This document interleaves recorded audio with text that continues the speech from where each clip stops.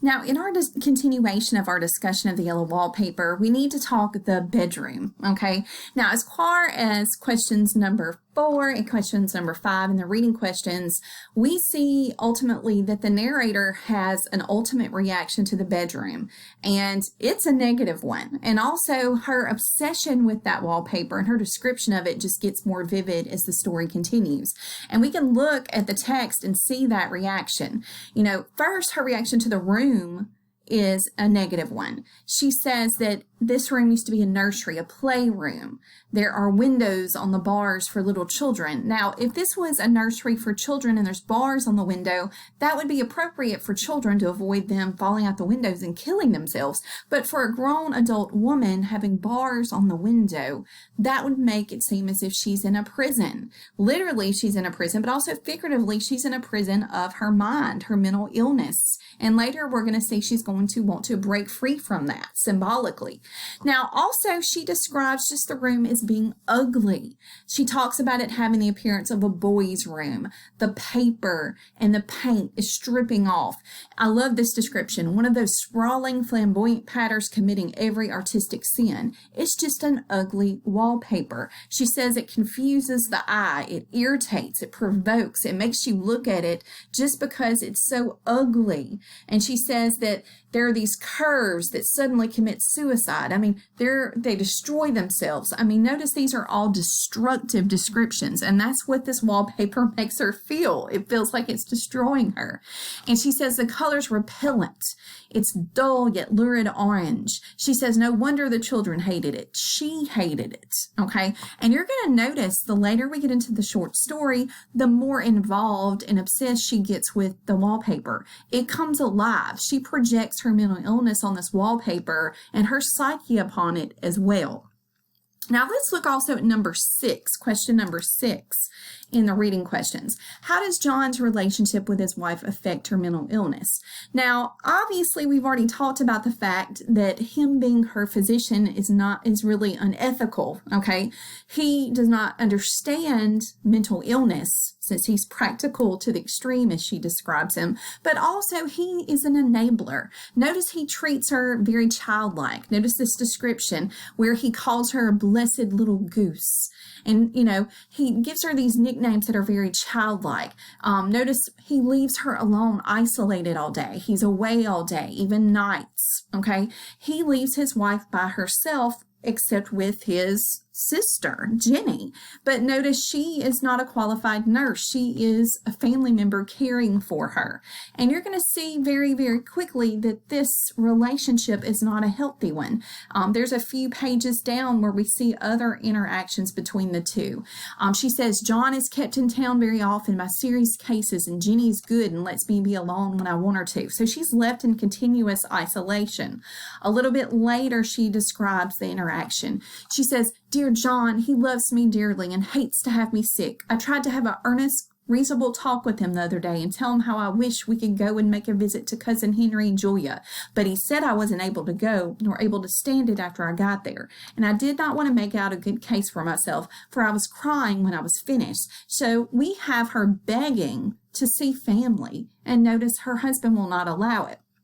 And notice just the way he treats her. He gathered her up in his arms, carried her upstairs, laid her on the bed, and just read to her like a child until she went to sleep.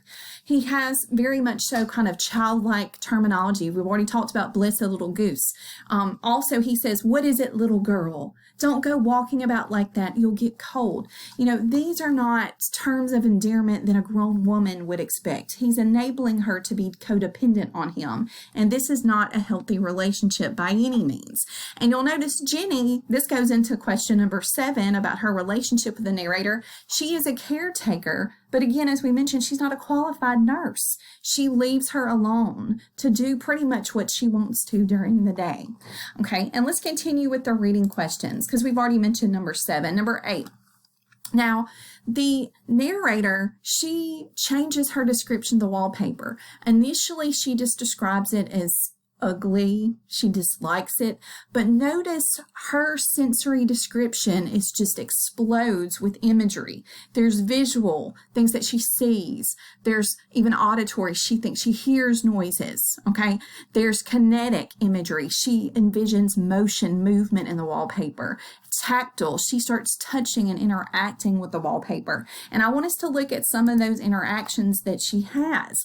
And you'll notice very, very quickly, we see that her interaction with the wallpaper is far from a healthy one, okay? Notice she sees this spot in the pattern, and it looks like a broken neck and bulbous eyes. She feels like she's being watched. Notice the paranoia there. I get positively angry with the impertinence of it. So she sees eyes watching her. The paranoia is projected on the wallpaper, okay? Also, she talks about the fact that she is fond of the room except for the wallpaper. But then she describes the bed being nailed down. Again, just like the bars on the wall, the bed being nailed down is going to make her feel like she's in a psych ward out of sorts. Now, she describes, again, everything of this wallpaper, the motions of it, the repetitions of it. I mean, one whole page is describing just the movements of the wallpaper here. And she even continues down to talking about how there's a pattern that's there. And notice it's not just any pattern. She starts seeing a shape. And notice it's a shape of a woman stooping down and creeping behind the pattern. And I hope you understand the symbolism of this. This symbol, what does it represent? This woman is likely not just any woman. She is the actual woman in the wallpaper, is the narrator. She has lost herself. She is projecting her psyche, her former self, on the wallpaper. Now, you can imagine she wants to try to save this woman. So she has some very illogical reactions.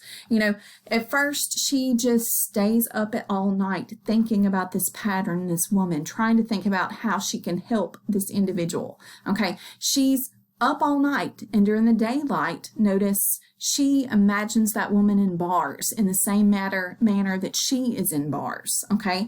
Notice she feels like she's becoming better, but actually we see that she's getting worse. She starts smelling the wallpaper. She starts interacting with it. She's creeping against it. And notice the odor is becoming so overwhelming that she has to get out. And notice what she says. She says, I can see her out of every one of my windows. She sees the woman out of the windows.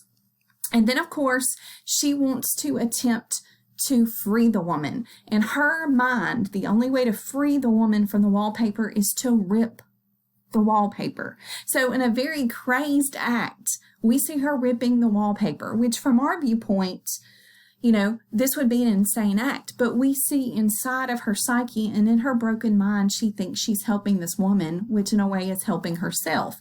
So she tears the paper down. She attempts to free herself.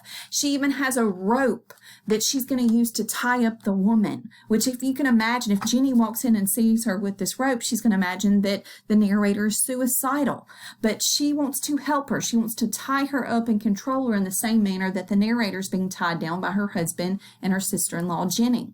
And then, of course, at the end of the story, we have this image of her finally freeing the woman. And John returns home from wherever he was, whatever case he was on, and his wife, the narrator, has locked the door. He bangs on the door. He tries to get in. When he finally is able to get in, he finds his wife creeping along the floor, likely covered in plaster dust, looking like a ghost of herself, and probably bleeding from the fingernails because of ripping the wallpaper. And notice what she tells him. She says, I've got out at last, in spite of you and Jane, and I pulled off most of the paper, so you can't put me back. Now, there's not a definitive answer who Jane is. Some have argued that Jane is actually the narrator's name. She has not had a name the entire story, but if she was Jane, she has lost herself, and now Jane is someone else. And there's some blame that she puts on herself, that she has gotten out because of who she was against herself. Some have argued, is Jane someone else? Does her husband have a lover? Have they kind of, collaborated together to drive her insane? And she sees this collaboration. And again, there's no definitive answer. But either way, she has gotten out in her mind from the prison of the wallpaper. But sadly, we see she's trapped forever figuratively in the wallpaper because she's lost herself. Her husband, John, faints. And notice the last image that we have, and this, of course, goes into our final question. Okay, that final question is the narrator's final actions at the conclusion of the work. How are they symbolic to her innermost desires? Notice her last act is she has John in front of her path, so she crawls over him. She creeps over him. She's attempting to overcome him and this treatment as she circles the room. But notice she never leaves the room. She's stuck there forever because of this mental health treatment, destroying her complete psyche. Now, this kind of overviews the questions themselves. I hope the reading questions have kind of helped you. You'll notice I pretty much have in this particular document, I have the numbers of the reading questions by kind of the sections of the text to help you understand where to find those. The page numbers are different from your textbook, but hopefully these will help you in your understanding. But I do want you to understand, as far as what's at the heart of the story, it's the conflict. Notice we have first the external conflict of the narrator, unnamed, against whether the protagonist is against her husband, the antagonist, or against the medical community, the antagonist. But also we have the internal conflict. We have her as her own worst enemy. She could have stood up for herself and against this treatment, but sadly she allows the loss of herself by trusting in a treatment that you can tell from her descriptions she's distrustful of. And that's the true tragedy. She loses who she is by not standing up for herself. Now, as far as this literary work in its, time period, again, Charlotte Perkins Gilman, her purpose was to educate her audience on a misunderstanding of mental illness and also a misunderstanding of treating it. And that was her reason for writing this. Obviously, there's still other plagues in our society, but hopefully Charlotte Perkins Gilman took her talent and helped to avoid future patients suffering a similar fate because of the misunderstanding and mistreatment of a mental illness. And hopefully you've enjoyed the story, not only because of its plot, but also because of its symbolism, its imagery. It comes alive off the page. The wallpaper itself is a character by the end of the story. As always, if you have questions about this literary work, please ask me and I'll be happy to answer those. Thank you.